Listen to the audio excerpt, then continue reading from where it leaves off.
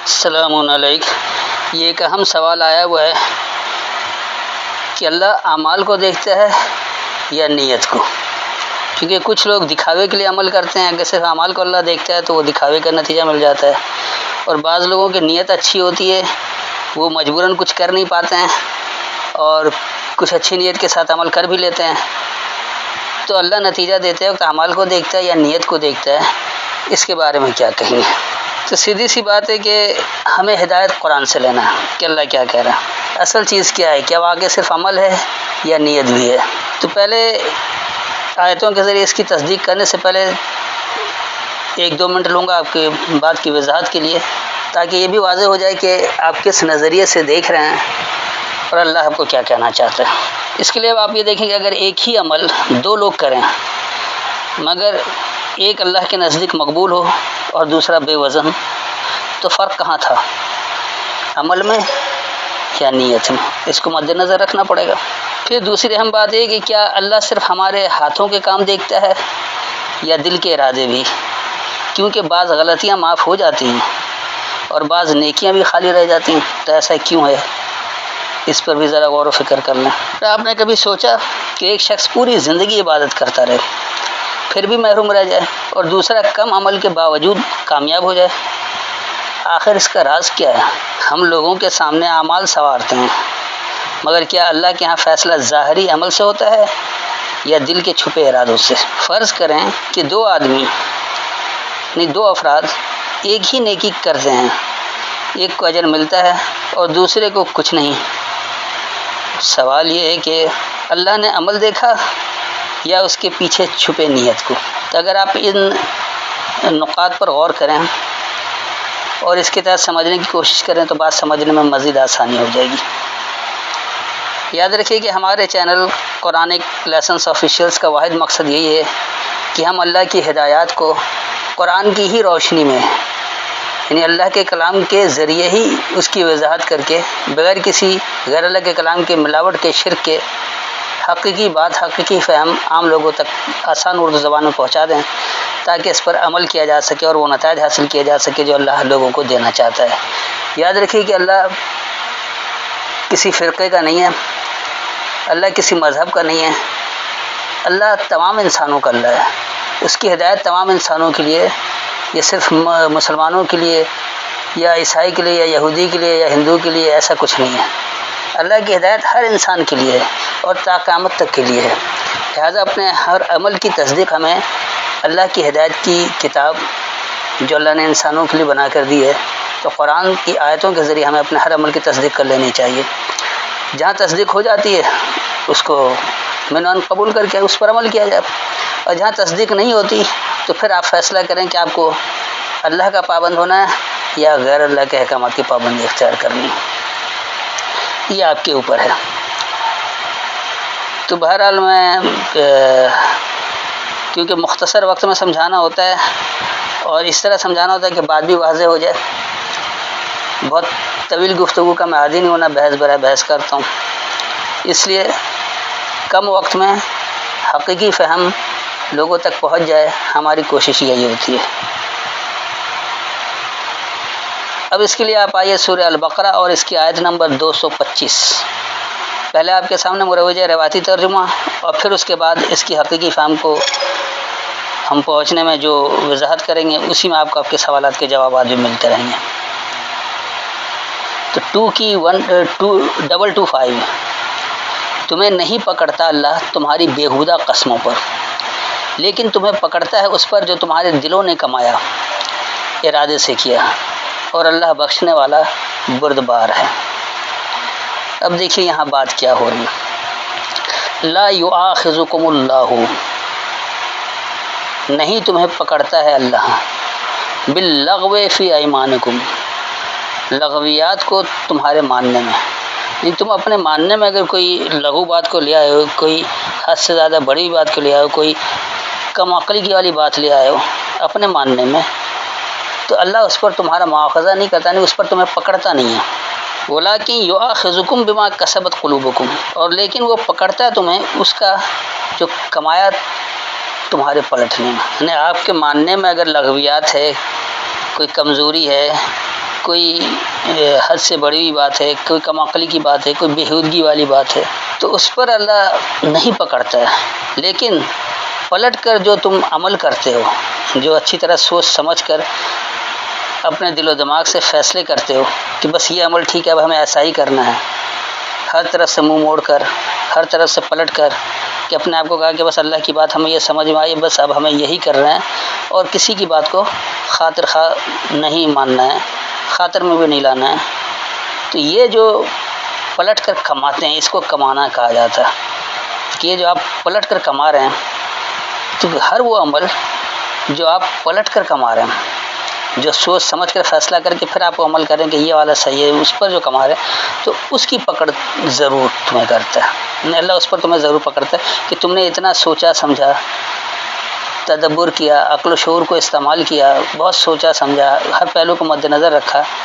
اور پھر پلٹ کر تم نے جو فیصلہ کیا اب اس کے تحت جو تم نے عمل کیا، جو کچھ کمایا، اگر وہ بھی غلط ہو تو اس پر پکڑ لازمی ہوگی کہ تم نے کیا سوچا تھا، تم نے اپنے عقل و شعور کو کیسے استعمال کیا، تم نے کس طرح ایک پختہ ارادہ بنا لیا بغیر کسی مضبوط دلیل کے۔ جب سوچ سمجھ کر فیصلہ کیا ہے، پلٹ رہے ہو، وہ عمل کر رہے ہو، تو اس پر تمہاری پکڑ لازمی ہوگی، ضرور ہوگی، کہ اب تمہارا جو عمل ہے یہ بہت سوچ سمجھ کر فیصلہ کرنے کے بعد کیا جا رہا ہے۔ آگے اللہ کہہ رہے کہ واللہ غفور حلیم، اور اللہ بردبار حفاظت کرنے والا ہے، تو اللہ کی حفاظت جو بڑی ہی بردباری سے ہوتی ہے۔ تو اس آیت میں جو واضح ہدایت مل رہی ہے اس کو بڑی اچھی طرح سے سوچ رہے ہیں کہ انسان جو کچھ مان رہا ہے، مثال کے طور پر ایک بریلوی خاندان ہے، اہل سنت بریلوی، اس کے ماننے میں یہ لغویات بھری پڑی ہے کہ ہر وقت درود پڑھتے رہو، وہ اذان سے پہلے، نماز سے پہلے، اقامت سے پہلے ہر وقت وہ بلا وجہ بیچ میں درود کو لے آتا ہے۔ یہ اس کا ماننا جو ہے لغویات کی پر ہے، یعنی حد سے زیادہ بڑا ہوا ہے، بےہودگی پر ہے، کیونکہ اس کی تصدیق نہیں ہوتی کہیں سے، قرآن کی کوئی آیت اس کی تصدیق نہیں کرتی، حتیٰ کہ ان کی اپنی روایتوں کی کتاب بھی اس کی مکمل تصدیق نہیں کرتی، لیکن یہ صرف ان کا ایک اپنا نظریہ ہے کہ انہوں نے احمد رضا خاں بریلوی کو مان لیا ہے، لہذا جو کچھ اس نے لکھ دیا یا اس فکر کے لوگ جنہوں نے لکھ دیا ہے وہ اسے آنکھ بند کر کے مانتے ہیں، یہ ہے لغویات کا ماننا۔ تو ایسے اندھے تقلید پرست کو اللہ نہیں پکڑتا، جو عمل کر رہے ہو کرتے رہو، نتیجہ تمہیں ملنا نہیں ہے، لیکن اس پر فوری تمہیں نتیجہ دیتا بھی نہیں ہے، اس پر مواخذہ نہیں کرتا، اس پر پکڑتا نہیں۔ لیکن اب جب تم نے سوچنے سمجھنے کا ارادہ کر لیا، اپنے عقل و شعور کو استعمال کرنے کا ارادہ کر لیا، تم نے تدبر کیا، سوچا سمجھا، فیصلہ کیا اپنے پورے شعور کے ساتھ کہ ہاں یہ عمل بالکل ٹھیک ہے، تمام عمل سے پلٹ کر اب اس عمل کو تم نے فوقیت دی جو تمہارے نزدیک سب سے بہتر ہے، تو اس طرح مان کر جو تم عمل کر رہے ہو، اس سے جو تم کما رہے ہو، اس کی پکڑ ضرور ہے۔ مثال کے طور پر نماز پڑھنا، یہ ہر فقہ کے لوگ پڑھ رہے ہیں، وہ ٹھیک ہے کہ اختلاف بہت ہے طریقہ کار میں، ہاتھ باندھنے میں اختلاف ہے، پڑھنے میں کچھ اختلاف ہے، کوئی 3 وقت پڑھتا ہے، کوئی 5 وقت پڑھتا ہے، لیکن ان سبوں نے اپنے عقل و شعور سے یہ فیصلہ کیا کہ نماز پڑھنا ہے۔ پورے قرآن میں اقرأ الصلاۃ کہیں نہیں ہے، لیکن اس کے باوجود وہ نماز پڑھ رہے ہیں، تو یہ اپنے شعور کے ساتھ اپنی قوت فیصلے کو استعمال کرتے ہوئے وہ یہ کما رہے ہیں کہ اب ہم نماز پڑھیں، ہم نے بڑا ثواب کما لیا، کہ ہم اللہ کے نزدیک بڑے مقرب ہو گئے کہ ہم نمازی بن گئے ہیں۔ تو اس پر تمہاری پکڑ ضرور ہے، اس لیے آج کا مسلمان ذلت و خواری میں مبتلا ہے، کیونکہ اللہ نے کہہ رکھا جو اللہ کے احکامات کی خلاف ورزی کرے گا، اللہ کی واضح آیات ہونے کے باوجود اس سے ہدایت نہیں لے گا اور غیر اللہ کے کلام کی ملاوٹ کر کے سمجھے گا، تو یہ مشرکانہ عمل ہو جاتا ہے، اور جہاں شرک آ جائے تو وہاں نتیجہ ذلت و خواری ہے، وہاں کبھی بھی آپ کو رتبہ، حیثیت، مقام نہیں ملے گا، کہیں آپ کی وقت نہیں ہوگی، آپ بے وقت ہی رہیں گے، کیونکہ یہ آپ بڑے فیصلے سے آپ نے مکمل اپنے دل و دماغ کو استعمال کر کے فیصلہ کیا کہ نماز پڑھنا ہے۔ اب کیسے پڑھنا ہے، کیا پڑھنا، اس کی تصدیق قرآنی آیتیں نہیں کر رہی، لیکن پھر بھی اس پر لگے ہوئے ہیں. تو اس پر مواخذہ ضرور، اس پر پکڑ ضرور ہے. تو آج دیکھ لیں، آج دنیا بھر کے مسلمان جنہوں نے نماز کو بنیاد بنا رکھا ہے، اور پورے قرآن میں کہیں بھی اقرأ الصلاۃ ہے ہی نہیں، اقیموا الصلاۃ ہے، تو پھر ان کا نتیجہ ذلت و خواری ہے. یعنی آج دنیا بھر میں مسلمان ہی کیوں ذلیل و خوار ہے؟ وجہ یہی ہے کہ انہوں نے اللہ کے ساتھ شرک کیا ہے، اللہ کے کلام میں غیر اللہ کے کلام کی ملاوٹ کیا ہے، اور اس کو اللہ کا حکم کہہ کر مان رہے ہیں، اس پر عمل کر رہے ہیں. بڑے پختہ ارادے کے ساتھ انہوں نے یہ فیصلہ کیا، ہر طرف سے پلٹ کر یہ فیصلہ کیا کہ بس یہ ٹھیک ہے. جبکہ قرآنی آیت اس کی تصدیق نہیں کر رہی. پورے قرآن میں کہیں نہیں لکھا کہ اس طرح سے پڑھو، ایسے کھڑے ہو اور اللہ اکبر کہو یا سمع اللہ لمن حمدہ کہو. یہ سب نہیں ہے جو کچھ آپ نماز میں پڑھنا ہے. قرآن کی کسی آیت سے اس کی کوئی تصدیق نہیں ہے، پھر بھی کر رہے ہیں. تو یہ پختہ ارادے کے ساتھ آپ کما رہے ہیں. تو اس پر پکڑ ضرور ہے. یہی وجہ ہے کہ جو نمازی ہے وہ دنیا میں ذلیل و خوار ضرور ہے، اسے ذلت کی سزا ضرور مل رہی ہے، اس کی کوئی وقت نہیں ہے، کوئی حیثیت نہیں ہے، کوئی عزت نہیں ہے. ان مشرکوں میں اس کی عزت ہوگی، ایک الگ سی بات ہے کہ سارے مشرک جن کو پتہ ہی نہیں صحیح عمل کیا ہے وہاں ان کی عزت ہو جائے گی، لیکن انسانوں میں اس کی عزت نہیں ہوگی. یاد رکھیے کہ اللہ تمام انسانوں کا اللہ ہے، اور اللہ نے اپنی کتاب کو ہدی للناس کا لوگوں کے لیے ہدایت ہے، یہ صرف مسلمان کے لیے ہدایت کی کتاب نہیں ہے. تو لہٰذا جس عمل کی تصدیق قرآنی آیتیں نہیں کر رہی ہیں اور وہ عمل اللہ کا نام لے کر کر رہے ہیں، تو یہ ارادے کے ساتھ آپ کما رہے ہیں، پختہ ارادے کے ساتھ پلٹ کر فیصلہ کر کے آپ کریں کہ ہاں یہ عمل ہمیں کرنا، یہ ٹھیک ہے. اس پر آپ کی پکڑ ضرور ہے، اس لیے آپ ذلت و خواری سے نہیں نکل سکتے. پھر آگے اللہ یہ بھی بتا دے رہے کہ اللہ بردبار حفاظت کرنے والا. تو آپ اللہ کے احکامات کی پابندی اختیار کریں گے تو بردباری سے حفاظت ہوگی. آپ کی حیثیت، آپ کا مقام، آپ کو وقت، آپ کو عزت، آپ کے باتوں کی قدر اسی وقت ہوگی جب آپ اللہ کے احکامات کے پابند ہوں گے. آپ غیر اللہ کے کلام کی ملاوٹ کر کے اسے اللہ کا حکم کہہ کر مان رہے ہیں اور اس پر عمل کر رہے ہیں، اس کا کوئی نتیجہ نہیں ہے سامنے اور نہ کبھی ملے گا. تو یہ ایک وضاحت تھی. اب دوسری طرف آپ آئیے، کیونکہ کم از کم 2 آیتیں تو کرنی چاہیے تاکہ بات بالکل واضح ہو جائے. حالانکہ قرآن میں بے انتہا آیتیں ہیں، سب کو لیا جائے تو طویل لیکچر ہو جائے گا، لیکن اس کا فائدہ کوئی نہیں ہے. مختصر اور پورا اثر ہو، یعنی کہ رمز میں بات ہو، تو وہ زیادہ بہتر رہتا ہے. تو اب آئیے دوسری آیت سورہ احزاب اور اس کی آیت نمبر 5، 33 کی 5. انہی کے باپوں کی طرف منسوب کر کے پکارو، یہ اللہ کے نزدیک زیادہ قرین انصاف ہے. پھر اگر تم ان کے باپوں کو نہ جانتے ہو تو وہ تمہارے دینی بھائی ہیں اور تمہارے رفیق ہیں، اور تم پر نہیں اس میں کوئی گناہ جو تم سے بھول چوک ہو چکی، لیکن ہاں جو اپنے دل کے ارادے سے کرو، اور اللہ بخشنے والا مہربان ہے. یہ ہے مروجہ روایتی ترجمہ. کسی کو بھی پکارنا تو اس کے باپ کی طرف پکارو، باپ کا نام لے کر پکارو. کسی کو باپ کا نام نہیں پتہ تو کیا اسے نہیں پکارا جائے گا؟ نہیں، ایک انتہائی بےہودگی والی بات. دوسرا، اگر یہ لوگ یہ کہتے ہیں کہ اس سے منہ بولے بیٹے کو ہٹایا جا رہا ہے کہ وہ حقیقی باپ نہیں ہو گیا، اور اس کے پیچھے جو کہانی اصل میں اس آیت کے شان نزول جو یہ لوگ بتاتے ہیں کہ محمد رسول اللہ نے زید کو منہ بولا بیٹا بنایا، زید بن حارث کو، اور پھر ان کی طلاق یافتہ بیوی سے نکاح کر لیا، یعنی اپنی بہو سے نکاح کر لیا. تو کوئی بھی شخص اپنی بہو سے نکاح کر لے یہ معاشرے میں اچھا نہیں سمجھا جاتا، معیوب سمجھا جاتا. ہر انسان میں جو سگے رشتے ہوتے ہیں، باپ بھائی بہن، یعنی جس طرح ماں بہن بیٹی ہے اسی طرح باپ بھائی اور بیٹا بھی ہے.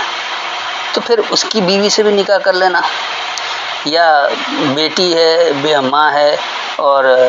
بہن ہے، اس کے شوہر سے نکاح کر لینا. تو یہ کچھ عقل تسلیم نہیں کرتی. اتنا قریبی رشتہ رہ کر تو سوائے جن کے خیالات میں جنسی درندگی بھری پڑی ہے اور کوئی کام ہی نہیں ہے، حیوان کی طرح کھاتے پیتے ہیں، جنسی طور پر سکون حاصل کرتے ہیں اور مر جاتے ہیں، یہ انہی لوگوں کا کام ہے. تو ایسے لوگ ہی اس طرح کے خیالات پیدا کرتے ہیں، ورنہ یہ شروع سے لے کر معیوب سمجھا جاتا ہے اور آخر تک سمجھا جاتا رہے گا. کہیں بھی اس کی پذیرائی نہیں کی گئی، کہیں بھی اس کو فوقیت نہیں دی، کہیں بھی اس کو صحیح نہیں کہا گیا. اب کیونکہ اس میں انہوں نے کہانی بنا رکھا ہے کہ زید بن حارث منہ بولے بیٹے تھے، اور انہوں نے اپنی بیوی کو طلاق دیا تو محمد رسول اللہ نے اپنی بہو سے شادی کر لی۔ اس بات کو سب سے زیادہ ملحد لوگ اچھالتے ہیں، حالانکہ یہ بات ہے ہی نہیں اس کے پیچھے، یہ تو گھڑی ہوئی کہانی ہے۔ یہ ہے وہ روایتوں کا شاخسانہ جس نے قرآنی ہدایت کو لوگوں سے دور کر دیا ہے اور روایتوں کی ہدایت کو لے کر آ گیا، ایک مخصوص واقعے کو بنیاد بنا کر، مخصوص خطے کی جگہ مخصوص افراد کو نشانہ بنا کر اس کے تحت آیت کو پابند کر دیا، تو دنیا بھر کے لیے ہدایت کی کتاب کیسے ہوگی؟ ایسا شاذ و نادر ہی کہیں ہوتا ہوگا، نہ کبھی پہلے اس طرح سے ہوا، نہ اب ہو رہا ہے، اور نہ کبھی بعد میں ہوگا۔ یہ اکا دکا شاذ و نادر افراد ہوتے ہیں، لاکھوں میں ایک، جو اس طرح کی حرکتیں کرتے ہیں کہ بہو سے شادی کرنا یا بیٹی سے شادی کرنا، تو یہ کیفیتیں نہیں ہوتی ہیں۔ اسی طرح عورت بھی اپنے باپ سے، بھائی سے، بیٹے سے شادی نہیں کرتی ہے، معیوب بات ہے، اس کو کردار کی پختگی بھی نہیں کہتے ہیں۔ تو ایسا کیوں کیا جائے گا؟ اب دیکھیے یہاں بات کیا ہو رہی ہے، اصل میں اللہ ہدایت کیا دے رہا ہے اس کو سمجھیں۔ ادعوہم لآبائہم، انہیں پکارو ان کے بڑوں کے لیے، ہوا اقسط عند اللہ، تو وہی خوب برابری ہے اللہ کے نزدیک۔ فَإِن لَّمْ تَعْلَمُوا آبَاءَهُمْ، پس اگر نہیں تمہیں یہ علم ہے، تم یہ نہیں جانتے ہو ان کے بڑوں کو، فَإِخْوَانُكُمْ فِي الدِّينِ وَمَوَالِيكُمْ، تو بس وہ تمہارے ہم مقصد ہیں نظام میں اور تمہارے نزدیکی میں۔ موالی جو اس میں ولی مادہ ہے، ولی کہتے ہیں نزدیکی کو، تو نزدیکی جو جمع ہے، تمہارے نزدیکی جمع ہے، تمہارے نزدیکی ہیں، تمہارے دوست ہیں، تمہارے رفیق ہیں، آپ کہہ سکتے ہیں۔ وَلَيْسَ عَلَيْكُمْ جُنَاحٌ، اور نہیں ہے تم پر کوئی حرج، فیما، اس میں جو اخطأتم بہ، تم نے خطا کر لیا ہے اس کتاب کے ذریعے، وَلَكِن مَا تَعَمَّدَتْ قُلُوبُكُمْ، اور لیکن جو تم نے پختہ ارادے سے کیا ہے اپنے پلٹنے کو، وَكَانَ اللَّهُ غَفُورًا رَحِيمًا، اور اللہ رحم سے حفاظت کرنے والا ہے۔ یہ میں نے آپ کو اس کا لفظی ترجمہ بتا دیا، اب اس کو اچھی طرح سمجھ بھی ملے کہ ہاں اللہ ہدایت کیا دے رہا ہے، کہ تم انہیں ان کے بڑوں کے لیے پکارو۔ یقینی سی بات ہے، اگر ہم یہ کہتے ہیں کہ پاکستان کا نظام آج تلپٹ ہو رہا ہے یا بالکل پاکستان تباہی کے دہانے پر گیا ہے، موت کے منہ میں جا رہا ہے، اور اس کی وجہ وہ پالیسیاں ہیں جو ہمارے حکمران طبقے نے بنا رکھا تھا، تو پاکستان کا ہر سربراہ مملکت جو گزرا، چاہے وہ صدر کی صورت میں، وزیر اعظم کی صورت میں یا آرمی چیف کی صورت میں، جو بھی سربراہ بنا ہے، ان کی پالیسیاں ہمیں تباہی کی طرف لے کر گئی، تو ہم اسی کو بھی پکاریں گے نا کہ انہوں نے ہمارے لیے خراب کیا۔ ہم اسے تو نہیں پکاریں گے جو اصلاح کی کوشش کرتے تھے اور انہیں اقتدار ملا ہی نہیں۔ اگر ہم ایسا کرتے ہیں کہ جنہیں اقتدار نہیں ملا ان کا نام لیں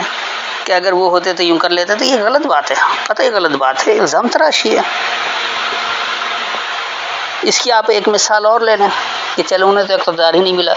لیکن کچھ لوگ بولتے بہت ہیں، انہیں جب اقتدار مل جاتا تو وہ بھی کام نہیں کرتے، مجبوریاں اپنی 100 بیان کریں۔ یہ مجبوریاں پہلے بھی ان کے سامنے موجود تھی، ایسا نہیں کہ کہیں چھپی ہوئی تھی یا پتہ نہیں تھا۔ تو بہرحال اس موضوع کی طرف نہیں جائیں گے کہ ایک طویل بحث ہو جائے گی بلا وجہ۔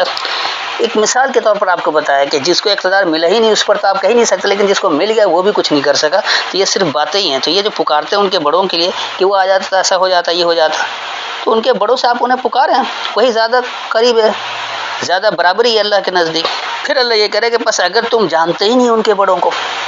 ان کے بڑے اقتدار میں آئے ہی نہیں، جن کو وہ سپورٹ کرتے تھے وہ کبھی حکمراں بنے ہی نہیں، یا تم جانتے ہی نہیں ہو کہ انہوں نے کسی کو بڑا مانا۔ انتہا افراد ایسے ہیں ہمارے یہاں، 60-70% لوگ ایسے ہیں جو کسی ایک طرف نہیں ہیں، کسی طرف ہیں ہی نہیں،